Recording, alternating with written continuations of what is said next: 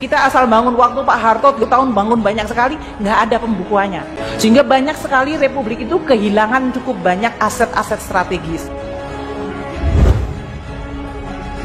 Salah satu contoh yang barangkali Anda semua lihat adalah Kompleks Senayan Gelora Bung Karno. Istana negara kita yang Bapak Presiden Jokowi berkantor, itu nggak ada title-nya. Nanti kalau tiba-tiba cucunya Dendels datang bilang ini punya saya, bisa. Waktu itu hampir semua kementerian lembaga punya barang-barang milik negara yang dikerjasamakan dengan swasta, menghasilkan penerimaan termasuk duit pejabatnya, nggak masuk dalam laporan keuangan.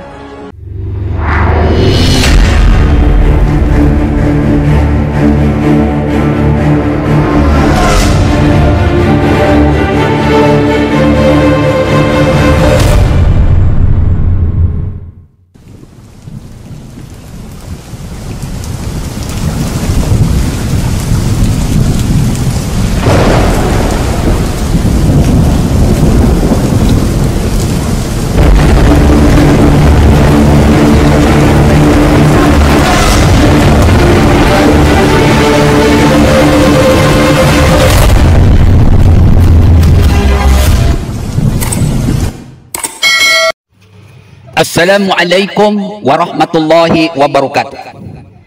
Ibu, bapak, hadirin pemuda-pemudi sebangsa setanah air dimanapun kalian berada.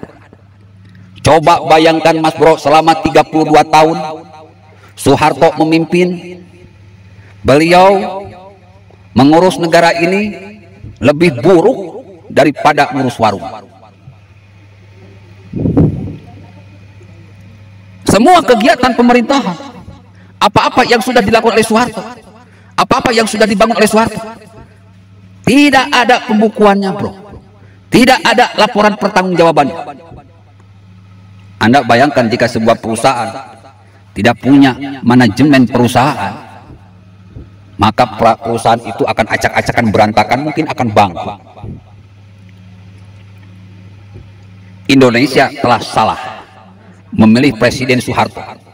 Indonesia telah salah mengangkat seseorang yang memang bukan ahlinya untuk menjadi pemimpin negara. Tidak tahu sama sekali bagaimana cara ngurus negara. Tidak tahu sama sekali bagaimana manajemen sebuah negara. Beruntung saja, bro, Indonesia tidak bangkrut. Allah Subhanahu wa Ta'ala masih menjaga Indonesia dari kebangkrutan. Tidak ada pembukuan sama sekali selama 32 tahun Soeharto memimpin. Akhirnya banyak aset-aset yang hilang, diakui oleh orang lain, oleh negara lain, oleh investor.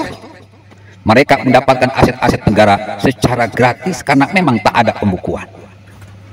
Ngeri, bro, ngeri. Ini seorang pemimpin yang innahu kana zaluman jahul. Pemimpin yang bodoh dan zolim dan bodoh. Ini harus dijadikan pelajaran bahwa negara tidak bisa dipimpin oleh manusia-manusia yang bodoh, sehingga dengan kebodohannya dia berbuat jahat, dan dengan kezalimannya dia berbuat bodoh.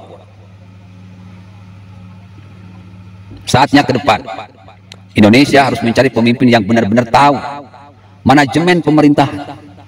Makanya seorang calon presiden itu harus tahu dulu manajemen pemerintahan. Dia harus pernah jadi wali kota dulu, harus pernah jadi gubernur dulu, baru nyalonin presiden. Kalau ujuk-ujuk jadi presiden, kalau tahu-tahu jadi presiden, ya itu kejadiannya seperti Soeharto, mengolah pemerintahan tanpa tahu ilmu pemerintahan. Akhirnya acak-acakan, amburadul, berantakan. Indonesia maju hanya cuma sebatas bicara. Ibu, bapak, hadirin pemuda-pemudi sebangsa setanah air. Apa yang dilakukan Soeharto persis seperti apa yang dilakukan oleh Anies Baswedan.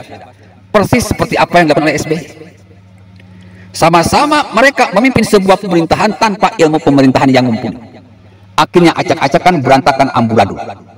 Mereka cuma bermain di kata-kata. Faktanya hancur-hancuran, berantakan, acak-acakan. Kalau SBY punya hutang, hutangnya enggak tahu lari kemana. Proyek-proyek mangkrak, korupsi merajalela. Kalau Anies, dia bikin proyek, tapi proyeknya enggak jelas manfaatnya. Cuma buang-buang duit demi dapat bagi hasil, di mana nanti hasil dari proyek ini dia manfaatkan untuk membeli suara di Pilpres 2024.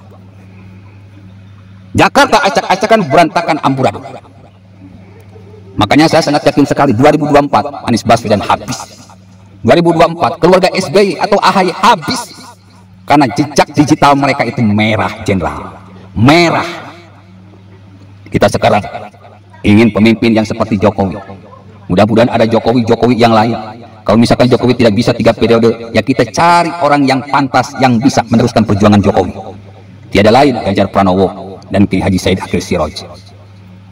Mudah-mudahan semuanya pembangunan yang sudah dilakukan Jokowi, yang memang tahu benar ilmu pemerintahan, semua keamburadulan selama ini dibereskan di era Jokowi, dibukukan di era Jokowi. Jokowi tahu bagaimana cara ngatur sebuah negara. Makanya Indonesia baru 5 tahun terakhir, baru 6 tahun terakhir terlihat kemajuannya, karena Jokowi tahu bagaimana cara ngurus negara. Ke depan kita pilih orang yang tahu cara ngurus negara. Oke? Billahi taufiq wal hidayah. Wassalamualaikum warahmatullahi wabarakatuh.